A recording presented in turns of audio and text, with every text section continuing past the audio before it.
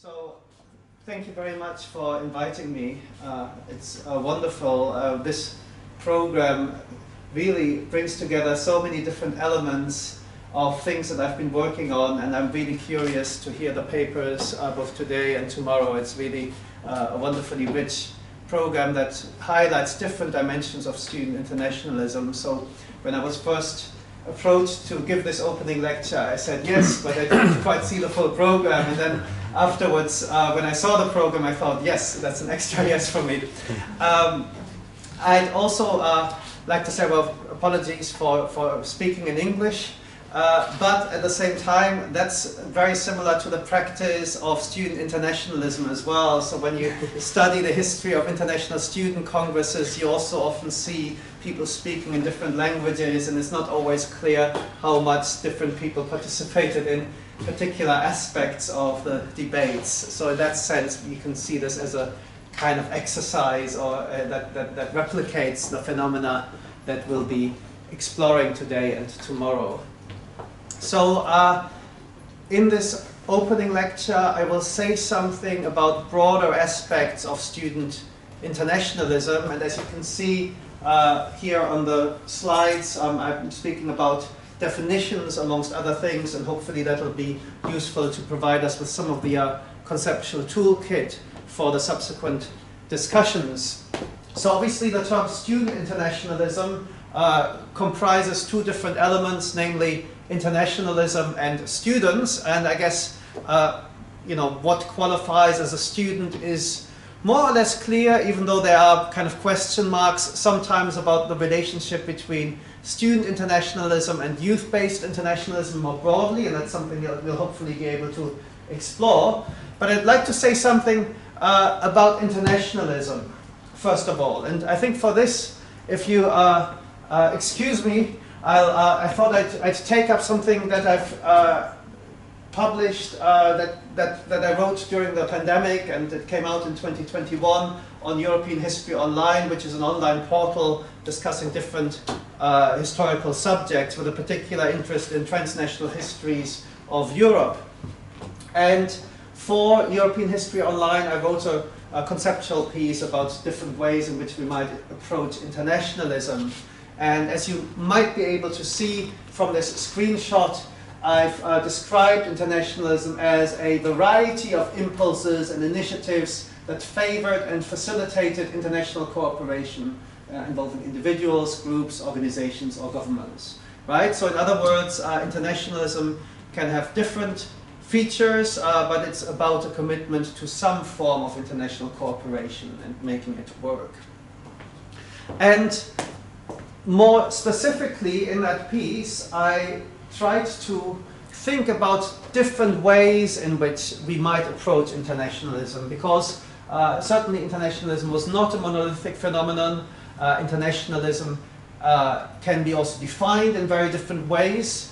And so what I did in that piece is I wrote about internationalism as an idea and narrative, but also highlighted internationalism as a practice, internationalism as organization, and then emphasized that internationalism is important also in terms of the sites where it played out, and in terms of its multifarious nature, right? It's a phenomenon that had very different dimensions, ideologically, in terms of practices, assumptions, and so on, right? So these are some of the different ways in which we can approach and study internationalism.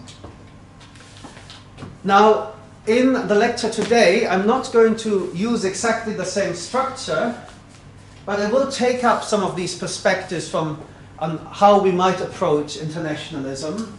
And after initially commenting on narratives and ideas of internationalism, I'll particularly focus on practices of student internationalism. So how did, what were the practices that were generated by or sustained student internationalism?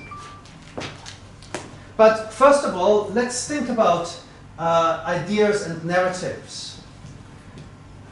And I think it's important to acknowledge that to many protagonists of internationalism, many groups and individuals who championed particular varieties of internationalism, students were quite important in their kind of conceptualization in terms of their imagination.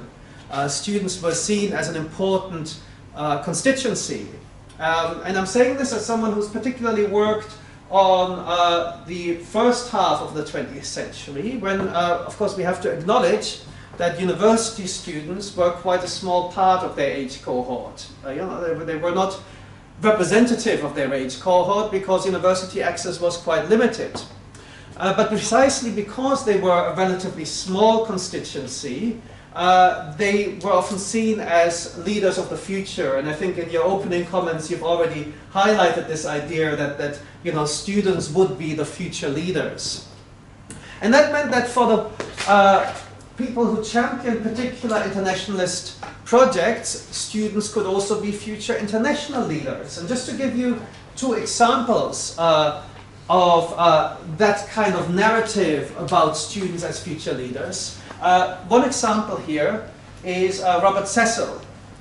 Cecil was one of the founding figures of the League of Nations. He was part of the commission that at the Paris Peace Conference in 1919 drew up the Covenant of the League of Nations. And in 1928, Cecil wrote that, quote, "It is my firm belief that the exchange of students between different countries is a powerful factor in the promotion of world peace." Right? So students as really building a more peaceful future that would rupture with the war culture that had defined recent European and global history. And we can jump ahead a few years in time and then think about similar narratives during another conflict, which of course had to highlight it that these hopes had not come to pass. And writing during the Second World War, Eleanor Roosevelt, who of course was an important figure in the genesis of the United Nations, and in particular in terms of the United Nations work on human rights. Well, Roosevelt in 1944 wrote about foreign students in the United States, and she said that, well, she appreciated having a chance to tell these foreign students how much I think their years of study here in the United States should affect our whole international relations in the future.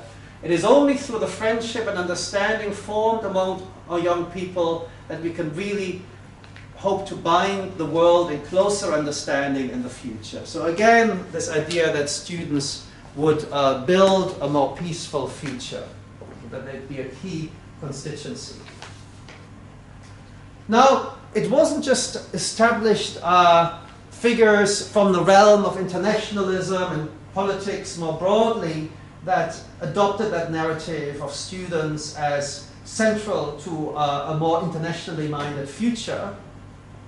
But it's also a narrative that was forged by students themselves. And here I've got one example from a British university-based publication, student publication, the University, very short-lived publication. You can see here they've got an international number, so that whole issue was dedicated to various international events. Indeed, the image that I presented at the start of my lecture, which was from a student congress held in Warsaw, well, that congress is being discussed in that number. But anyway, in that issue of the University, you can find an example of that discourse. So the authors write that after the war, you know, this is of course 1924, you know, the war is still a very recent memory. It was urgently felt that the existing stem of international intercourse, comprising little else beyond the old diplomacy, commercial negotiations, and trips to the continent by those who could afford them, was far from satisfactory. It was felt that such a system was not in itself well calculated to ease international differences, and that furthermore, and this is I've put in bold, no class of the community was more fitted to understand foreign points of view than students with a flexible and unprejudiced mind of youth. Now, obviously, we have to take this with more than just a pinch of salt. You know, a lot of students were very prejudiced, and a lot of students were very inflexible, right? So this is a discourse, this is a narrative. I'm not saying that this is actually how students or how the majority of students behaved, but it highlights the resonance of those tropes, the resonance of those ideas about internationally minded students.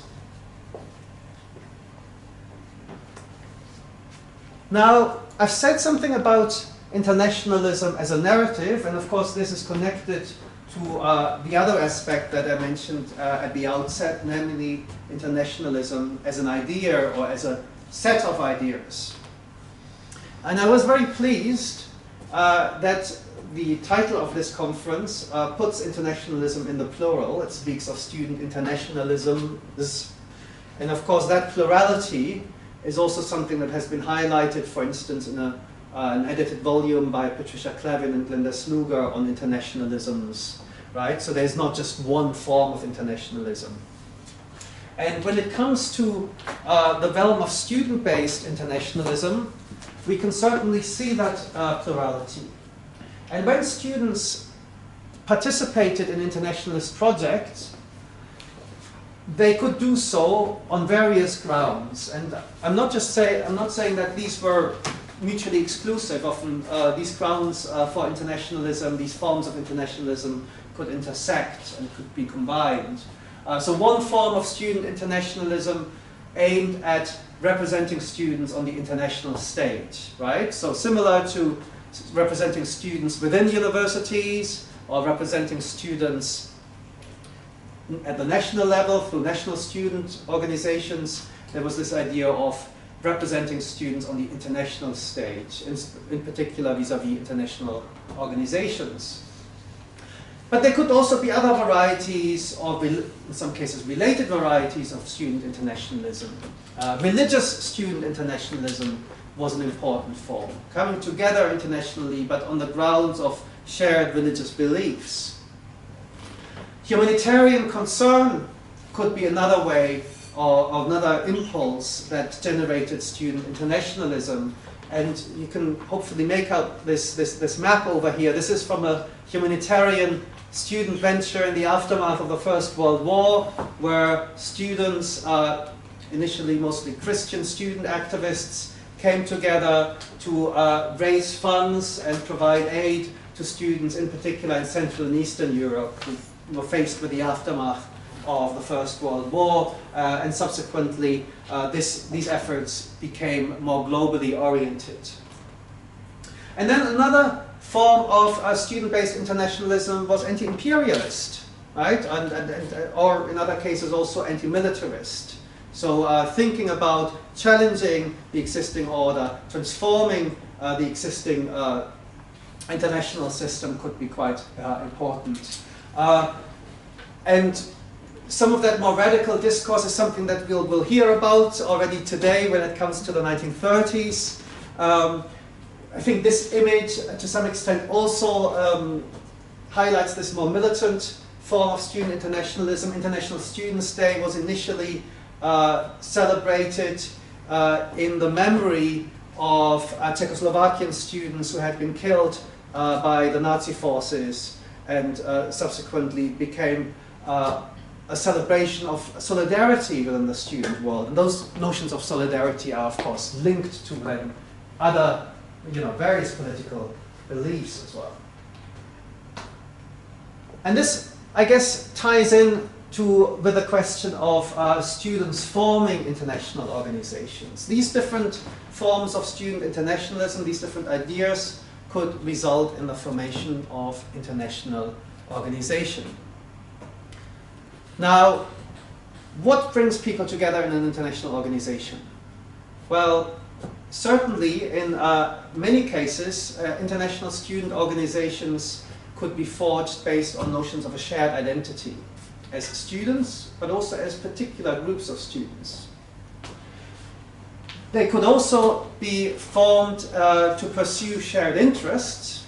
And then finally, they could be used to promote particular ideologies. One of the things that we'll probably explore a little bit further today and tomorrow is how even when students presented themselves as non-ideological or apolitical, of course, their practices were inherently linked to existing ideologies, whether they were liberal or whether they were communist. And certainly we can see how Cold War tensions also affected practices of student internationalism in the 1950s, 60s, and beyond. This is not a comprehensive list, but the list here is meant to illustrate some of these different forms of international student organizations that were formed, and also to give you a sense of the variety. So the World Student Christian Federation, kind of a very early international student organization formed in the late 19th century, highlights how religious ideas could result in the creation of international organizations. But we can also go into the 1960s and can see how Muslim students also formed an international organization. So it's not confined to the Christian world, so to speak. And in between, we have the emergence of Pax Romana, an organization founded for Catholic students in particular, as well as the formation of the World Union of Jewish Students, which directly responded to the rise of anti-Semitism in the 1920s. But I've also put here examples of organizations that were meant to bring together national unions of students at the international level. So the Confédération Internationale des Étudiants, which I'll discuss further tomorrow, the International Union of Students, which soon became quite closely linked to the communist camp in the Cold War, and we'll hear a little bit about the relationship between this organization and another venture, namely the International Student Conference and its coordinating secretariat, COSAC, which represented the Western camp and also some neutral nations during the Cold War. So we can see how ideological conflict was important here. And then finally, just to give an example, of course, we also have the phenomenon of students from particular disciplines coming together and forming organizations. So IESEC, as an organization that brought together economics students, is one example, and we could provide various other cases as well. Now, it's, however, not just a matter of students forming international organizations, but one important aspect of student internationalism was the way in which it involved working with international organizations. So trying to pursue interest by engaging either with the League of Nations after the First World War or with the United Nations after the Second World War. This text here, so where is the United Nations going, où va l'ONU, is taken from a publication from the International Union of Students, right, which already in the late 1940s was debating this. And of course, within the realm of international student organizations, we do have particular organizations that were specifically dedicated to promoting engagement at universities with these organizations. So in the 1920s, there were in different nations groups that promoted awareness of the League of Nations, and they then founded an international federation. And then in 1948, an international student movement for the United Nations emerged. And that student movement also, importantly, over the subsequent years, adopted a somewhat critical stance. So it wasn't necessarily saying that everything that the United Nations is doing is great, and it very clearly also espoused ideas about national liberation in various contexts. So engaging with organizations doesn't necessarily mean to say that these organizations themselves were perfect or flawless. Now, just to give one example about student engagement with international organizations and what that could mean in practice, and this is taken from some research that I conducted last year. So in the 1920s, we have Geneva as the site of the League of Nations becoming a major destination for students. There were summer schools and other kind of activities that were meant to familiarize students with the League of Nations. And one figure was quite interesting in this context. Helen Kirkpatrick was a student at Smith College, a women's college in the United States, and she went to Geneva, one of many students who went to Geneva, in this case to study international law and to learn about international affairs. She's depicted here. I think that's her, Helen Kirkpatrick, at the Students' International Union, which was a site where students were able to discuss international affairs. Students from different countries came together, and where they also met League of Nations officials. So Salvador de Madariaga, who was the head of the disarmament section of the League of Nations, is here depicted with the students of the International Students' Union. And in the archives you can find Kirkpatrick's letters, and so for instance in 1931 she decided to stay in Geneva, and she speaks about her enthusiasm. This is her sketching the seating arrangement at a session of the League of Nations, but she expresses her enthusiasm for, as she says, sitting not 10 feet away from Briand, Aristide Briand and Lord Cecil and Dino Grandi and all the men that I have read about and studied for so long. It is like a dream come true, and so far I haven't missed a session. Right? So this kind of idea of student enthusiasm for international organization and international cooperation. And Kirkpatrick is one of many people for whom these kinds of encounters were quite formative. Subsequently, Kirkpatrick became a journalist. She wrote for a major Chicago newspaper during the Second World War, and then after the Second World War she became an advisor to the US Secretary of State. So in that sense, that these kind of formative experiences could also have lasting impacts on people's subsequent trajectories. Now, this takes me to the second part of the lecture, and I said that I want to focus quite a bit on internationalism as a practice. What does internationalism mean when people engage in it? What kind of practices are we dealing with? Now, over here you can already see one key practice that characterized student internationalism, and that is the way in which students try to practice internationalism by coming together at congresses. Right? So student congresses, international student congresses, were one major manifestation of internationalism. And in the secondary literature, people suggest that the first international student congress that we can find took place in the Belgian city of Liège in the 1860s, organized by socialist students.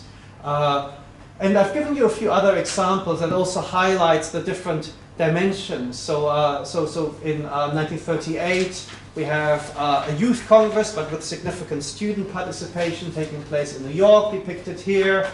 We've got the congresses of the International Union of Students, as well as various other student organizations during the Cold War era. You can see here that they are also celebrating internationalism by kind of stressing the multi-ethnic nature of their constituency here.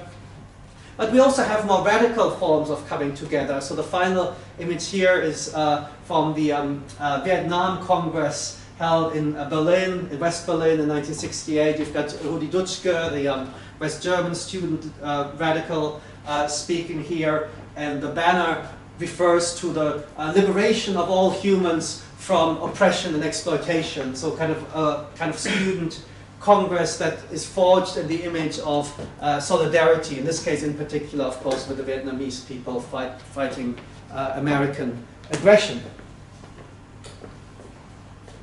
But there are other forms of practicing internationalism, and a recent study published in 2021 in German by Isabella Löhr highlights in particular how student activists and international student organizations were particularly concerned with mobility.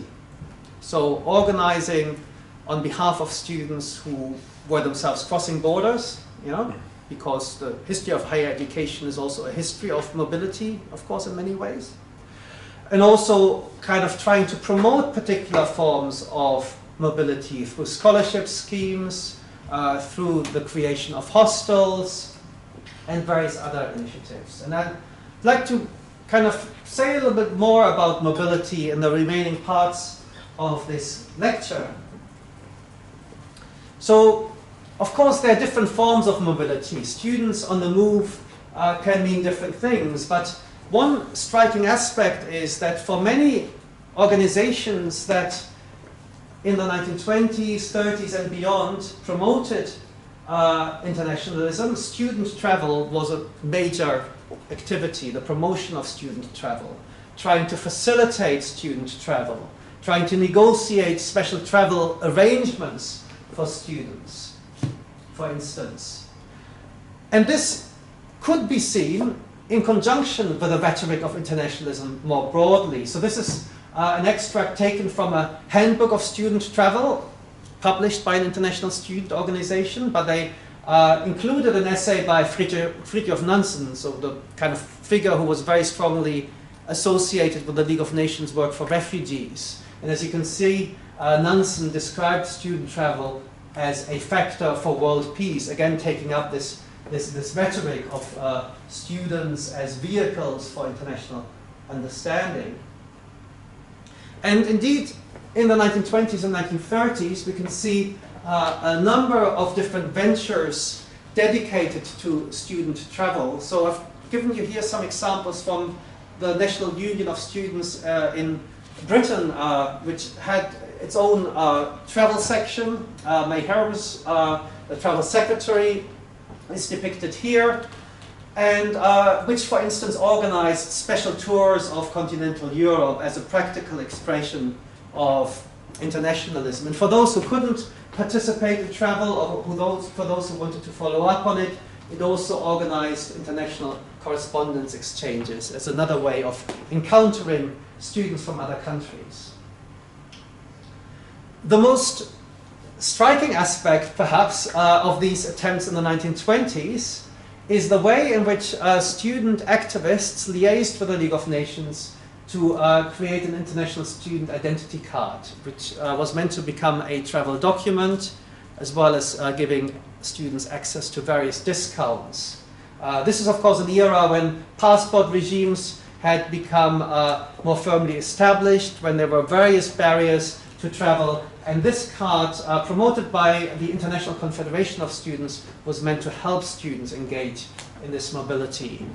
And these kinds of documents, of course, have a legacy. So I was very pleased when I tidied up my office that I found an international student identity card that I used when I was a student myself, right? Because the ISIC card is a successor to this. The ISIC card was created in the 1950s. It was recognized by UNESCO in the 1960s. And it's something that, I remember using this to get discounts on the Eurostar between, Paris and London, or Brussels and London as well. So this is my personal bit in here. Right. But importantly also, travel could be tied not just to an abstract language of international understanding, but also to particular forms of regionally based internationalism. I've taken here an extract from a meeting of the National Union of Ghana students from 1962, and I think you can't quite read this because the light isn't so great, and my camera certainly wasn't brilliant when I took this photo.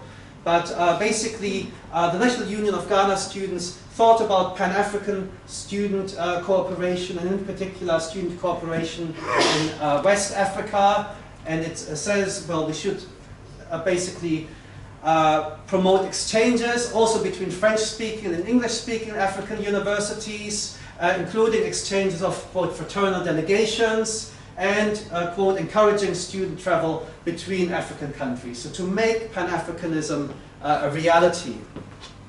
And this is an example from West Africa, but in terms of the secondary literature, we can also mention another example of travel and regional integration. So in 2017, Richard Ivan Jobs published his book, Backpack Ambassadors, which looks at the aftermath of the Second World War and beyond, and going into the 1960s as well, and thinking about how student travel made, to some extent, European integration, you know, how it formed international how cooperation in Europe, how youth travel integrated Europe is the subtitle of Jobs' book.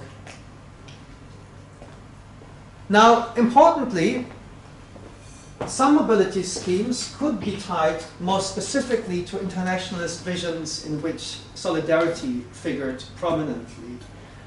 And we can see this particularly being an important aspect of student internationalism from the 1960s onwards. I've given you a couple of examples here. So, for instance, in the early 1960s, the International Student Conference established a special university exchange fund, and one key activity of this fund was to provide scholarships to displaced Black South African students. So in that sense, scholarship provision for students who had to engage in mobility was also an act of committing oneself to the anti-apartheid struggle. Or on the other hand, you've got examples here from World University Service, the humanitarian student organization whose origins dated back to European student relief, which I mentioned earlier on in this lecture. And in the 1970s, one key aspect of World University Service's action was to provide support for Chilean refugee students, so students who had fled the Pinochet dictatorship, and to organize placements for them within universities, also organizing placements for academics who had been displaced by the Chilean dictatorship. And this takes me to the question of sites of internationalism. Because one aspect is, of course, that universities themselves could become sites of internationalism because of the fact that students from different countries were present there. And so looking at particular universities, we can also see the tensions, the conflicts associated by internationalism in practice. And this is certainly one prominent feature also of some of the secondary literature.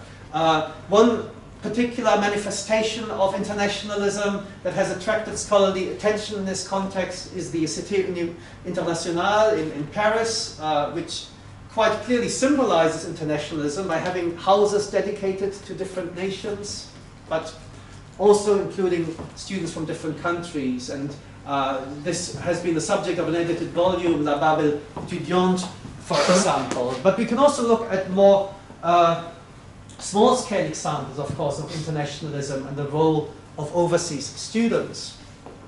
And importantly, that form of educational mobility and the presence of students from different countries could also generate activism. And one prominent strand in the secondary literature in recent years has been to look at the forms of activism that particular groups of mobile students engaged in.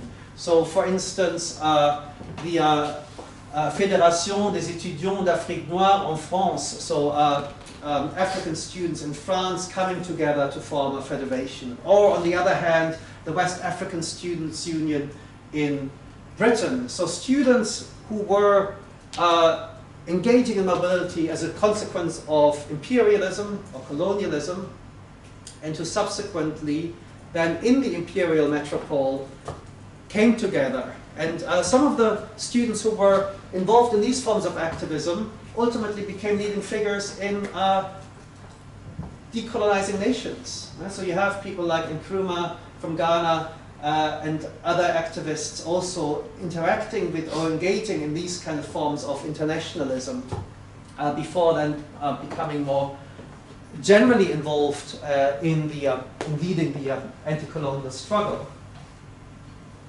And to highlight this aspect, I've just put a few examples of recent, fairly recent publications on here. So Michael Goebbels' book, which looks at Paris as an anti-imperial metropolis in the interwar years, looking at Vietnamese students, African students from the French colonial empire, but also Latin American students and Chinese students, and who used their experience in the metropole to engage in anti-imperial action.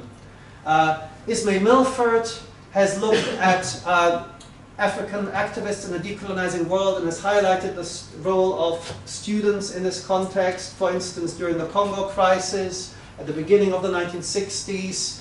Quinn Slobodian's study on West German activism in the radical 60s places particular emphasis on the importance of foreign students and what that meant for the emerging Third Worldist movement in West Germany.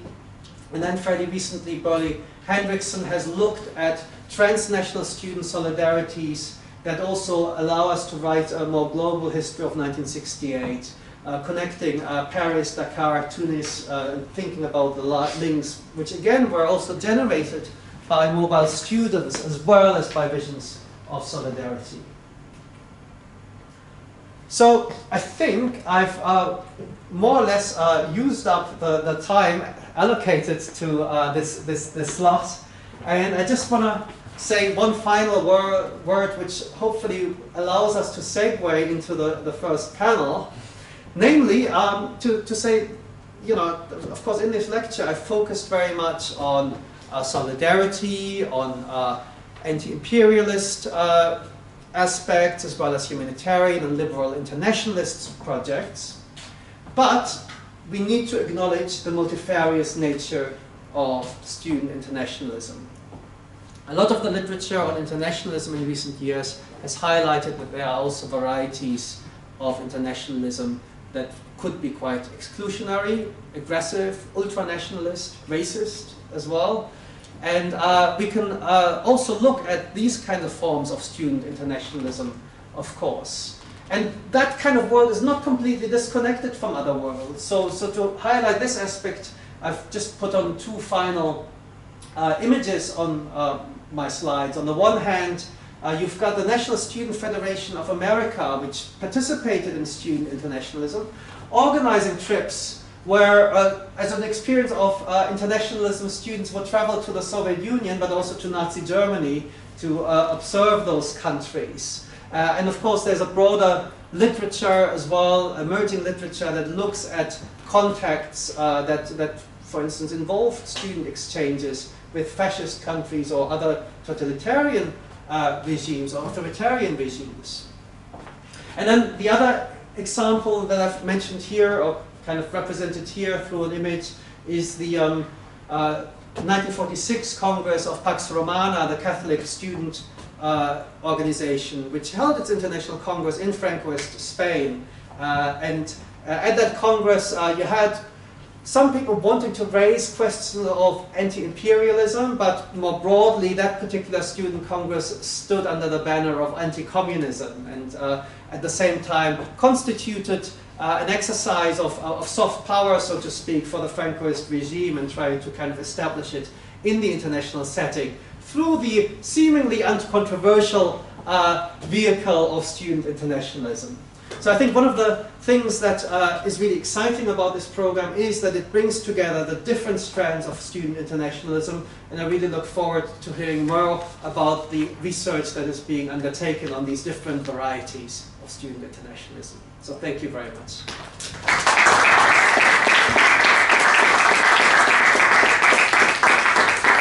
So thank you very much for this brilliant and stimulating overview of student internationalisms in plural and its multiple dimensions. We are running a little short of time, but before starting with the thematic presentations, we are going to open a short round for discussion, one or two questions and answers around the issues raised by Professor Laqua, and then we can go ahead with the debate after the other presentation. So, someone? Yeah, thank you very much for the whole lecture. It's been very interesting. Many questions come to my mind when during the lecture, but the last one was really linked to the national identity, because you can see that in the end, internationalism, it's built and constructed from the national identity. My question is there, have you ever found some cases where there is this kind of refusal of the national identity, so that the subject could just give more attention to the international one that they are trying to construct as a student. Mm-hmm. Yeah, I think this is really interesting. I mean, as you rightly say, I think often in the literature nowadays we think of internationalism as something that is compatible with nationalism, or sometimes even a vehicle of for nationalism, because you can showcase the nation, and even, I mean, in the kind of more benign way, of course, in the when I'll just go back to that slide if I can find it. In the in something like the city, city universitaire, I think I referred to the city international, the city universitaire, of course, in Paris. You know, that you have these national houses. So I think that would be my main take, that the kind of most forms of internationalism don't abandon the national lanes. You do have already before World War I so-called cosmopolitan clubs, which at least in theory embrace a language of cosmopolitanism, but again, I mean, they're often quite shaped by national practices. But having said that, at least in terms of the rhetoric, of course, some of the very leftist forms of student internationalism, at least in theory, say no, actually anti-imperialist solidarity is not just about particular forms of nations. So you can look at potentially some of the forms of experiments in anti-imperialist student internationalism under the communist banner that really try to go beyond the national lens, even though in practice, of course, the national lens did come back in. But certainly rhetorically, we can see some areas where that national lens is less prominent, so absolutely. Yeah. Thank you very much. Is there any other question? Or maybe? Yeah, no problem, yeah.